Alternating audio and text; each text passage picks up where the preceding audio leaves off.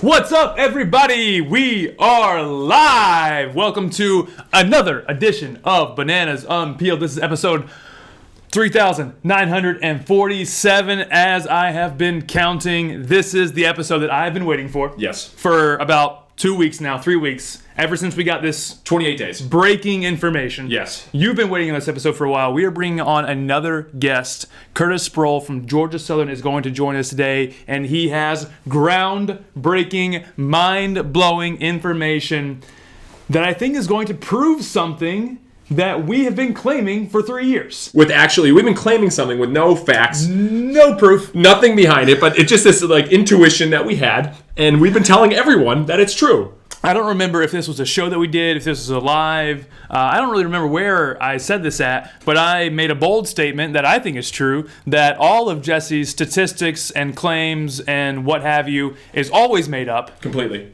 Now, today, this might be the first time one of your statements somewhat comes true. Yes, it does. Are you excited about that? I am blown away. And I'll tell you, I was nervous when I first heard about these statistics that are going to come out in this episode. Yes. Because I felt like my claim was being proved completely wrong. And I was like, now it's going to come out to the public that what I say is nonsense. Most of what I say is nonsense, yeah. But now it's actually proven that something I did say was not nonsense. I think this is an interesting episode. If you guys watched last week, again, on YouTube, podcast, Facebook Live, if you have comments or questions, put those in the feed right now. We will get to them at the end, or we might get to them during the show. But last week, we talked about Tyler Gillum. We talked with Tyler Gillum. Yes. And we were live with Tyler Gillum, and he was kind of giving us some of the ideas of the team, and the players are coming back. We've got 6 or 7 returners that are coming back this year. We've got some big schools that are joining us this summer, and that kind of parlays us into what we'll be talking about today, which is the culture, the environment, this Bananas experience that we've started creating here. And it's not just us, it's the fans that are a part of this as well. Creating this experience here that gives our players and our people an unparalleled advantage. That's what we've been claiming, giving them an unparalleled advantage. And that's what we talked about last week. And then here we are today going to discuss that more in depth. Well, I think, years ago I read the book Happiness Advantage by Sean Aker, which basically said if you're happier, you'll be more successful and you'll be more productive. Yeah. And I believed in it, but it's so hard to prove. And so what we've seen over the last few years, first internally with our staff, we've been very successful off the field and with the selling out the games and everything, but also on the field, the success has been unprecedented the last 3 years. Right. And so we've been saying that, hey, we may not have the best players in the world. We try to bring in the most talented players, but we may not. But we perform better playing for the Bananas than playing anywhere else. Right. And we've been saying it because we believe the atmosphere, the environment, and the culture delivers a better experience for players that they will perform better. Yeah. Similar to the Happiness Advantage. Yeah. So we've been saying, I probably said it 1,000 times, but then I was challenged. And then you were challenged. And so this is a true test of, do we have the best home field advantage, not only in the league, but maybe in sports, maybe in baseball, whatever it is. And it starts with, like you said, the people. Yes. And how we bring them into this culture, because it can be a shock. Yes. If you are from the outside and you're a baseball player from whatever college and you come here for the summer thinking that you're just going to be a part of the next summer baseball league, you are 1,000 miles away from reality, because you are coming into an environment that really people just do not replicate anywhere else. Yeah. What are these players coming into that just totally flips the switch for them? Well, let's put it in personally. We both played college baseball. I went and played college summer baseball 3 different summers in 3 very unique places. Yes. And in front of 50 fans, in front of a staff that literally was all volunteers. Yep. And you'd show up and they'd basically say, all right, we play in 2 days. Yeah. There was no onboarding. We didn't know what we were getting to. We were in a town we had no idea about. Right. Were these foreign people coming in. Right. And I'll tell you, it's a different experience. Right. And so what I told the guys when we first get here, I go, I want this to be the best summer of your life, something you'll never, ever forget. And we're going to do everything we can to deliver the experience from the fans, and you guys come and deliver the experience as well. Right. And we came together. And our onboarding, as we've shared a little bit with Tyler, I think it starts from the first time they show up, Yeah. what do you deliver? And I think it's so important that if you want to deliver great culture and great results, you got to deliver it from the first time they interact with you. And our onboarding's wild. Yeah, it is, and it started with our people. And so, we have this process where you come on as an employee, you come as a team member for us, and it's fans first, and we're caring, different, enthusiastic, fun-growing, and hungry. And I think what we started realizing was we're getting results from off the field. Yes. Could we take this same approach and start really investing in the players as they come on? And Marie was a big part of that, as she was the one that was kind of building this whole process, putting all the packages together, putting all, the playbooks and the, interviews and the day on. And I remember the biggest change we made from the past couple of years to definitely this year.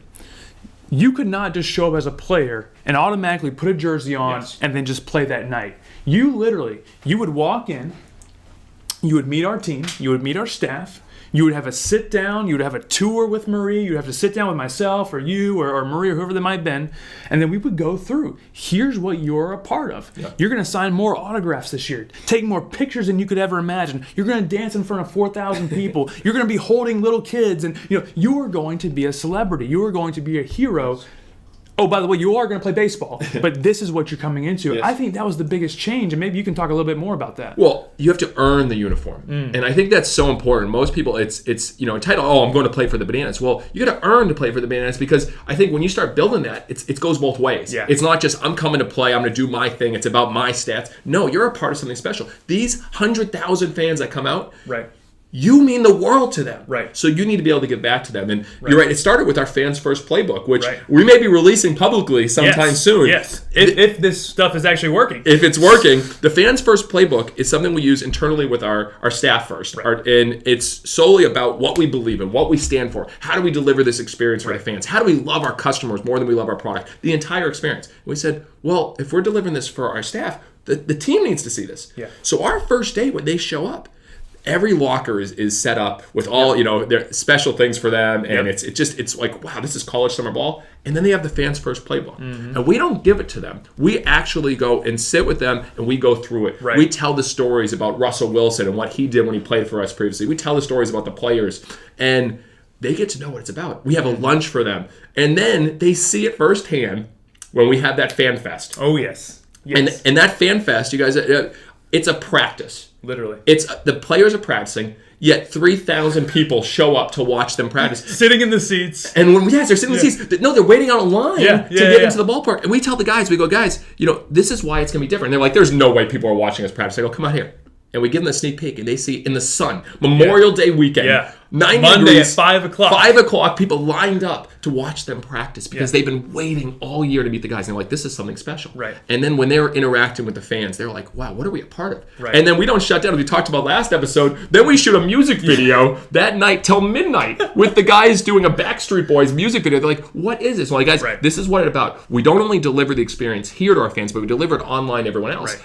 And Tyler Gilliam, as he said last episode, he goes, the guys got closer than I could ever imagine team getting closer, even in an entire summer, in one day. Mm-hmm. If you bring together a culture like that, they feel it, they see it with the fans, and they're a part of it, game over. Yeah. That's our home field advantage. Yeah. And I think every team should be doing it in the country. Yeah, 1,000%. And so, really, when we go out and speak to groups and we kind of share these stories about the dancing players and the crazy uniforms and the tuxedos and all these crazy things that we've done, and the question we always get is like, okay, well, do the players enjoy this? And we've always said, well, of course they do. Like, yeah, of course they do. Another fact that we didn't really... We've won championships, and, Gastonia won a championship. Savannah won a championship the first year, and in the back of our mind, we're like, yeah, we kind of hope they do. And so transition that into kind of what we're talking about today. You met Curtis, who we're bringing on here in a second, through actually a different project. Yes. So again, this study, these things that we're about to bring about, he literally did this on his own and said, hey, by the way, that claim you made about the Bananas playing better and having a better culture, and I have the question that he specifically asked here, he just did this on his own. Yes. And then he came to you and said, I've got some results, which scared the crap out of him. We were in San Diego, and I was like, what?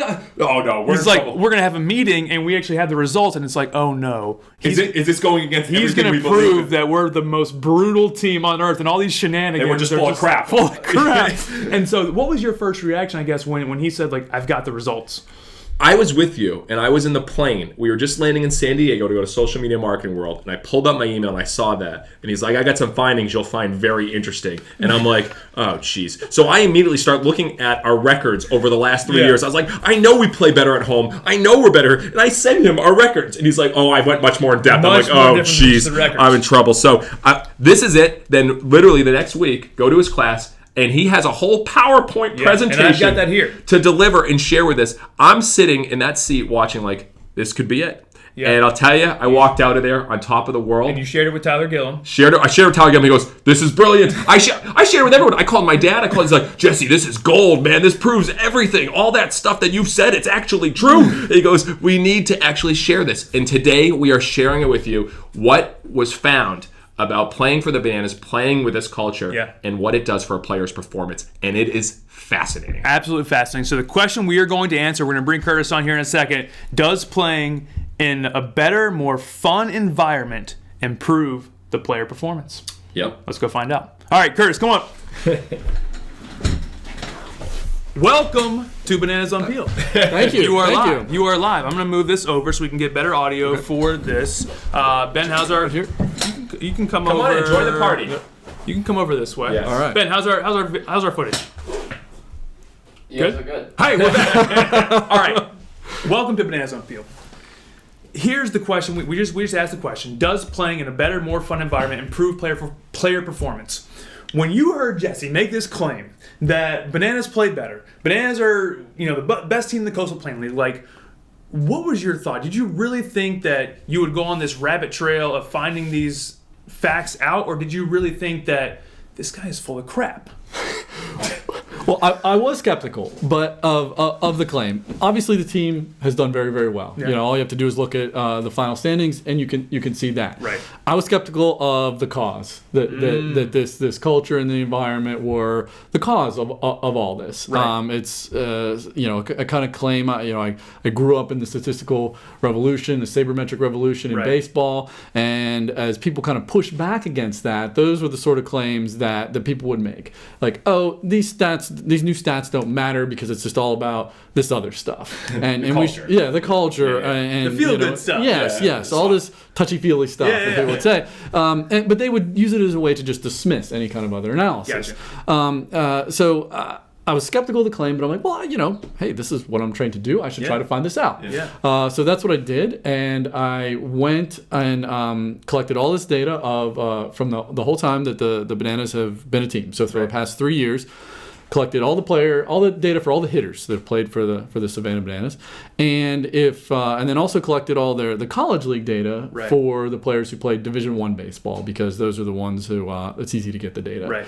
And what the results show actually backed up what Jesse. All right. Well, let's get into this for a second. Well, first of all, where my claim came from always is I looked at how we played at home versus how we played at the road, and I know the atmosphere at home is different than on the road, dramatically. And remind people of those. Yeah. So these are the actual stats that I knew. I don't know these real detailed stats that we'll get into. We thought we were going off wins and losses, and we'll get into his actual performance. So let's give a little background. So in our first 2 years here, we were 37-17 at home, and 23-29 on the road. Staggering. Staggering. Much better at home. Just home field advantage. And then this past year, we actually won on the road, but we had another big winning record at home. So we were 55-25 at home in 3 years, and 42-34 on the road. I was like, we play at home in front of 4,000 fans, we play better. That's where this came from. Right. But you decided, let's go and look at hitters specifically, and what statistics. So Curtis, go into what you really looked at with this data. So for the hitters, I looked at their OPS, so their on-base percentage plus their slugging percentage. Why that stat? It's just a good stat to measure the quality of a hitter. If you look at your on-base percentage, that shows that, hey, I'm getting on base, so I'm doing that by both getting hits and getting walks. So I'm a little, I know what I'm doing when I'm up there at the plate. And with slugging percentage, this is bases per at bat, so it shows that the hitter has a little bit of power when they're out there. Doubles, triples, home runs, these things are weighted more than just somebody who hits a lot of singles.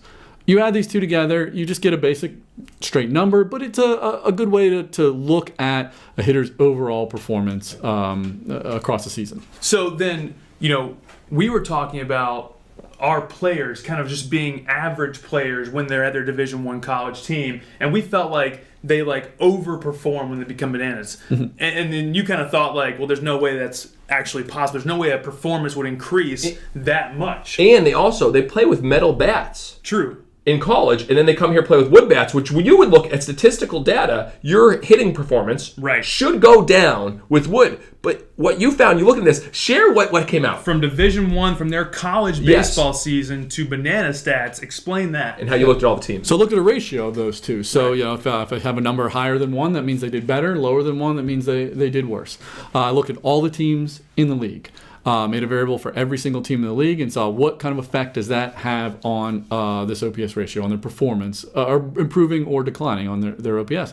And the Bananas were the only team that came out with statistical significance to say, hey, you have a positive relationship between playing for the Bananas and improving your OPS. How staggering was it? The only team. Extremely, the only team. What did they come out to? Like the ratio, you had to be under a point something. I don't know statistical data, so the people out here know stats. Any AP stats, you know stats. High school kids out there. Explain what it had to be to show a positive relationship and what just it was. run a linear regression, and to find statistical significance, usually the rule of thumb is a p-value of less than 0.05. I believe the number for the Bananas was like 0.01, so we're clearly underneath this threshold to yes, hey, we have something here. And on top of that, I don't think any other teams were even really approaching a number where you're like, well, maybe there's something here, or you'd want to look a little harder. It was the Bananas and nobody else. And go ahead. No, so they weren't even close. So basically, this is just saying, all right, you put on a Bananas uniform, you will play better. Yes. Now, go to the next step. So you're like, all right, I got to look a little further. So then where'd you go next? Yeah, because when you get a result like this that's a little bit surprising, but also potentially a big finding, you can't just run and start telling everybody right away. Which I would have done. Yeah. And I actually We've do. got 1 point. I'm telling everybody. So you going further, so keep going. So I tried to look at it a couple different ways. Besides just looking at OPS ratio, I also looked at a player's strikeout to walk ratio. And I also looked at, instead of just what team you played for, I looked at the attendance that's going on at a team's, and found that the higher the attendance, the better a player performed, both their strikeout to walk ratio and their OPS ratio. So you found that the greater the attendance, the tighter the correlation between their improvement, I guess. Right. But also that was swayed because of... And it is really, it is attendance, but the Bananas have, something like 2,000 more people on average than anybody else. True. So that effect is really just kind of an artifact of the Bananas. It is. So what about K to walk ratio? Also saw an improvement between playing for the Bananas and an improvement in their strikeout to walk rate. And so the only so no other team had remotely close to a correlation, but with the K to walk and OPS, it's dramatic. Yes. Like 0.011, 0.015, whatever it was, that the Bananas, you will improve your performance by playing for Bananas. Yes, and I was off camera listening to you guys kind of tell your stories about this onboarding process and how you do, and your own personal stories about playing college, summer league, and everything, and the differences.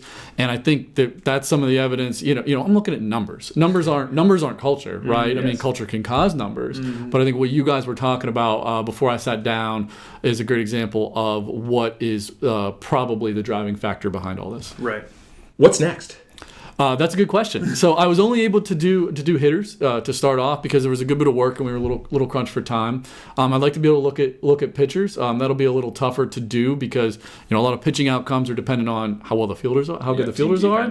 But we can come up with some ways to do that. Also, I was only able to look at the Division I players because of the data. But if I get a little help, we can look at other players. By going to college websites and things and pulling off the data from everybody who played for the team. Right. So I want to open it up a little. We have a college professor who actually knows what he's doing, where we're just kind of out here having fun. That's, looked at this data. And people that have either watched the games or players that are tuning in, we'd love to know some other maybe live questions that you have about this. Jared, do we have anything? Yeah, so Charles asked, did the attendance factor work for other teams? Higher attendance, better playing, on-base percentage, slugging percentage. So maybe go into that a little bit. The teams that had lower attendances, did you see lower correlations with them versus obviously us at the top? When I looked at attendance, I was looking at just attendance. So it was agnostic as to the team at that time. So, it's really just showing attendance is good. So you could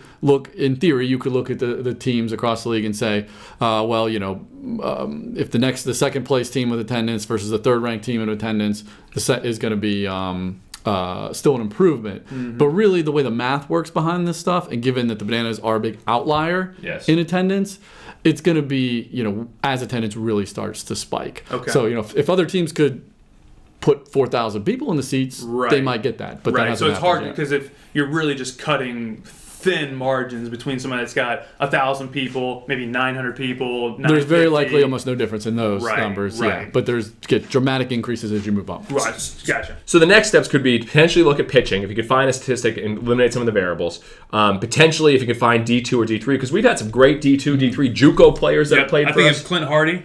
Oh, yes. Yeah. I mean, Mason Miller last year was a JUCO. Now he's at Georgia Southern. Yeah. But we've had a lot. I mean, smaller schools. The Bill Leroy's. I mean, the Cade Marlowe's. We could keep going down the list. Yeah. Elliott Ford. Players would be a great place to 1,000%. Because again, they're coming from a completely different environment coming here. Mm-hmm. Which you would think. I tell you, if I'm going, and there's two ways of looking at it. If I'm playing at I played at Wofford College, which was D1, but back then playing in front of 100 fans. Right. Then kind of playing in front of 4,000. There's two ways of looking at it. You could get amped up and excited and pumped up, or you could get nervous. True. Because I remember we had a pitcher from a JUCO who was 90-91, and the first game he came out, he just kept walking guys because he never pitched in front of this many people. So there's two ways of looking at it, but I think if we were to dig deeper, it's proving this already. But now it's like, all right, is it just really the attendance, or is it the atmosphere, or is it the culture? What goes into this? Because you can't just tell other teams. If we're looking for everyone in the Coastal Plain League to be better, which theoretically everyone gets better, we raise each other up. Right. It can't just say, hey, do we get everyone to improve your attendance? No. It has to be more than that. So there's got to be some sort of quantifiable way that teams who do this will result in this. So whether that's going through a dedicated onboarding process. Hey, the Bananas spend this amount of time per player doing this type of onboarding. The host family experience. These teams don't. The players do this, or the host families do this, this, and this. These teams don't. You'd have to start quantifying maybe things that we do that other teams might not do. Well, and then almost how they're treated too. You think about a guy that plays in front of 100 fans, and they just play, and the fans leave after every game. Hundreds of fans stay and take autographs and tell you great job. There's an unbelievable correlation, I believe, in performance based on recognition. And we talk about this all in our culture. How often are we recognizing our people? Every day. I mean, we opened our staff chat this morning. You recognized almost everyone on our staff. Right. I believe that our players are getting recognized more than any other player by the fans, and I think our coaching staff and our staff has built that into it. Right. We recognize them for their dancing. Right. We recognize them for giving roses to little girls in the crowd. We recognize them for so many things. It's not just how well they played. When you're getting recognized and acknowledged, you perform better. So I think there's a lot of things that we could look at too, and this could be powerful data that could be shared with not just sports teams, but businesses. I think one variable that could be interesting for this, and maybe you haven't thought about this, but these are obviously NCAA players. So there is no monetary gain for them playing better or worse. And, I think taking that out, because you think of sports, and you're a baseball guy, Major League. I mean, Trout just signed a $10 gazillion contract. Harper just signed a $20 gazillion contract. Will that make them play better or worse? Who knows? There is no financial incentive for these players. Zero. It is purely recognition, culture, being a part of a team. There's something specific outside of, they get paid more. Is that interesting? I mean, it is interesting. That there's no other incentive like that, like you said, beyond that. I mean, all the players in the league, I guess, have some kind of opportunity to, show that they're a better player. Sure. Maybe that means they get drafted a little higher, or they go back to their university and they get to play a little more playing time. They can earn that. But that opportunity is equal, right? Across the league. Every player has that chance to get a look and maybe get drafted higher or impress their coach. Right. So those incentives being equal across the team, I think, only actually backs up more about what you guys are saying. I know we listen to a lot of different thought leaders and people who are preaching this stuff, and Ken Coleman from Entree Leadership talks about recognition being the key performance indicator that people are looking for in their culture, in their organization. And it's not always they got paid more, or they got a bonus, or they got this extra carrot. And so maybe we're onto something there that could be taught on a greater scale. Well, I think recognition, if we can actually test that, see the stats, they're just so black and white, which is great. But what I'm intrigued too, Jared, is can you test the amount of fun people are having? Because again, I believe you're happy, you're having fun, you're happy. If you're having fun, you're happy. And I believe our players, and as they said this, they said this is the best summer they've ever had. They had so much fun. When you're having fun, man, you just are more successful. I would love, this is tough because this is going against statistics. That's my question is how do we start putting this into a quantifiable way? How do we test how much fun people are having and how that affects their performance? What do you think? So that's a great question, and that's what looking at baseball statistics doesn't measure fun, right? It doesn't measure culture. And I think what I told Jesse when he came to class was, this isn't culture. What I'm hearing, this is the outcome of culture, right? What you guys are talking about, which I was really excited to hear because I think it gives some, credence to everything I said that this is happening instead of we're just assuming it is. You guys have a professional organization and professional style that's going on behind the scenes with these players to cause this. This isn't just we're going to go out all out crazy and do really well. There is a system to it. Now, but measuring fun, measuring these things, that's a longer process. That's talking to people over time, surveying them, over time, and surveying them not just hey here fill this out, but surveying them again and again and again, usually a couple times to test it. Yeah, it's really interesting because I think it goes a lot to but your get tos and your have tos, and so you think about so many people they feel like they have to go to work. And even we have a beautiful ballpark, but they have to go to the ballpark. Right. You're playing 60 games. These guys play a whole college season. Yes, 50 some odd games. Then they come here during the summer, play another 60 games. By July, and it's 100 degrees, I bet you most people in this league and a lot of leagues feel like they have to go to the ballpark. Right. They're going on a Tuesday night, playing in front of 100 people. And I think the players here is like, I get to play in front of 4,000 people. I get to have fun. There's a different variation there. Right. I think for us, we feel this. We're lucky. Right. We get to go to work today. We get to have fun today. And that's something that if we could study would be so, so important. And I think that's something that maybe for the players that we bring in this year, maybe we start asking more of these questions. Yeah. How do they feel in June, July? That's a good point because if we bring in these new set of players and we give them some sort of pre-season survey, pre-season questionnaire, what is your state of mind right now? Yeah. And then you go through 5 weeks or 8 weeks or 10 weeks or 12 weeks of a season, and then what is your state of mind post-season, and then track that performance. It could be a really interesting way. Where most people would be tired. I would think so. I would be exhausted playing in the heat, and I think same things. Most people at the end of a college summer season, you see it.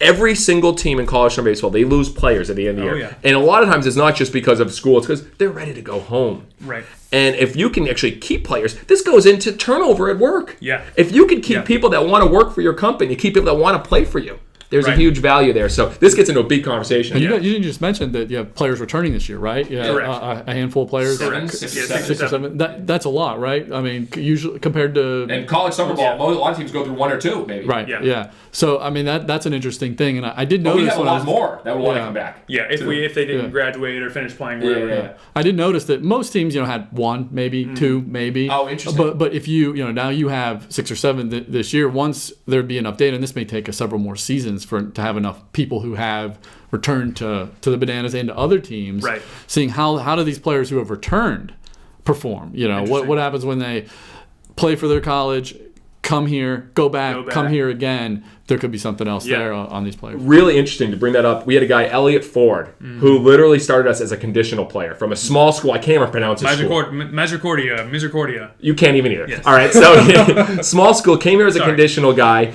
and played sparingly the first year. Came out of the bullpen, was just a great kid, all into the experience. Comes back second year, and is an all-star. Yeah, all right, literally an all-star his second year. Came back his third year after he graduated college. He's done playing ball, at least he thought. Came back, played again, and had some great appearances. And signed a professional contract. Now he's signed a professional contract. Two professional contracts. Yeah, with a league in France and now he's independent league. Now he's in the independent league. And again, I think it's a testament to him and his work ethic, but I'll tell you, I believe that he did play better here. And it's proven. And it's just everything we've talked about now is true. And I think one of the other interesting points is that we do not set out to create great baseball players. We do not set out to create wins for our team. We set out to really create the best possible experience for the people. That's our staff and our people that work for us, and the players and the coaches and the fans. And then the results, as you've always said, take care of themselves. That's what it's all about. Here we are. That's a perfect approach. Jesse's is visiting my small business class, but I also teach strategic management, and that's exactly what I teach. It's not a strategy to make a lot of money or to have an IPO or have my stock go to a certain price. The strategy is create value for my customers in whatever way you're going to. You can do that many different ways, but a strategy is to provide value in some way. The results will happen after that. Right. It's a byproduct. Let's get into some crazy questions. Okay. Do you think that having a male cheerleading team will negatively or positively affect these results for the Bananas this year? Is that a statistical variable? Having a male cheerleading because we'd be the only one, so it would be kind of an outlier. We could test that. We could test that. How do you test a male cheerleading team on this data? Oh, it's actually easy. It would be only this team and only at home, right? Only at home, yeah. So you would just control for that on these games. It'd be very easy. Potentially control during the certain inning that the male cheerleaders come out. I couldn't if even they get only that. come out in the third inning.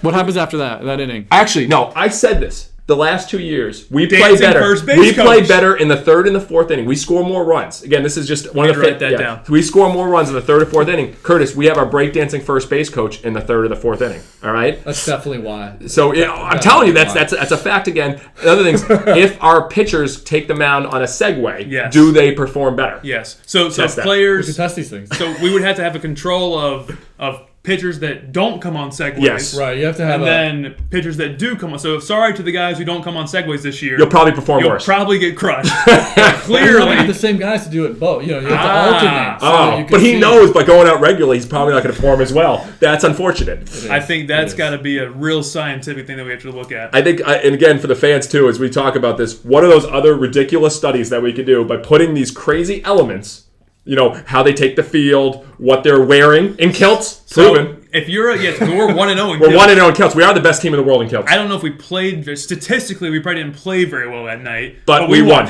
All right. If you're That might be the opposite of what we've been talking yeah, about. yes, could be the opposite. It still proves something. If you're a fan, are there some scenarios you would like to see the Bananas participate in, and you would ask yourself, do the Bananas play better in this scenario, or would they play worse? I would be interested to see what scenarios come up that Bananas fans could think of. Well, we talked about this, like the shirts and skins game.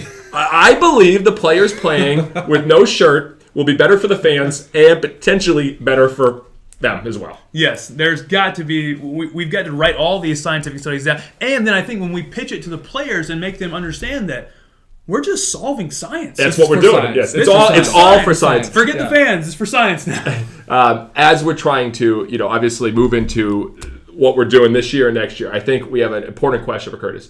Are you now the official statistician of the Savannah Bananas? If you're appointing me to that or Research offering me, analyst. then yes, I'm on board. And understand, similar to the players, there's no pay. All right. I think he needs a page on the a spot on the website. Yes. And when we get a question like this, Headshot. yes, we get a question. Oh, yes, and say, we'll consult with our official statistician to see if that's actually a fact. Yes. Okay. So is this? Are you accepting right there? There's no yes. contract. I accept the job. Live. Sign up. Live. Meet the new official statistician of your Savannah Bananas. Research right here. analyst and everything. Hey, one serious question. If there was something you could change about baseball, what would it be? Good question. Ban the designated hitter. Ban the designated hitter. Why? Go on, why? That's not real baseball. Oh, if you're trying to say real baseball, you're at the wrong podcast and wrong live show right now. You said baseball, though. You said baseball in general. All right, go on. Well, it adds more to the strategy to the game when you don't have the designated hitter. And So you want pitchers hitting? Oh, so ban the. Oh, I'm sorry. Ban the designated Gotcha. hitter. Wow. Yeah. Pitchers hitting, managers have to make more decisions. They have to think about the strategy in the game. Yeah, I would. And what's wrong with pitchers hitting? They can't do it. They shouldn't have to. Talking to a pitcher here. I was also a hitter. All right, you want to look up stats at my 280 lifetime batting average at Wofford. All right, I did hit. 280 is very respectable for a pitcher. That's really good. Well, thank you. 5 home runs. Holly Moore says congratulations to being named Yes, official it's, statistician. yes, that's great. Well, this was an exciting episode. I hope there's going to be a next step, and I think we're going to interview players. We're going to try to get more stats. Obviously, you're going to a lot of work now because you were just hired. So it's going to be interesting where it comes. But I think everyone should take something from this episode. What are you doing to create a better culture, a better atmosphere for everyone in your organization? Because it will produce amazing results. Yep, 1,000%. Thank you guys so much for watching. Thank you guys for hanging out with us. Podcast, YouTube, Facebook Live. Hey, if you have questions for Jesse or if you want to text him, 781-424-2499 is his cell phone number. Yes. Thank you guys for watching. Go Bananas.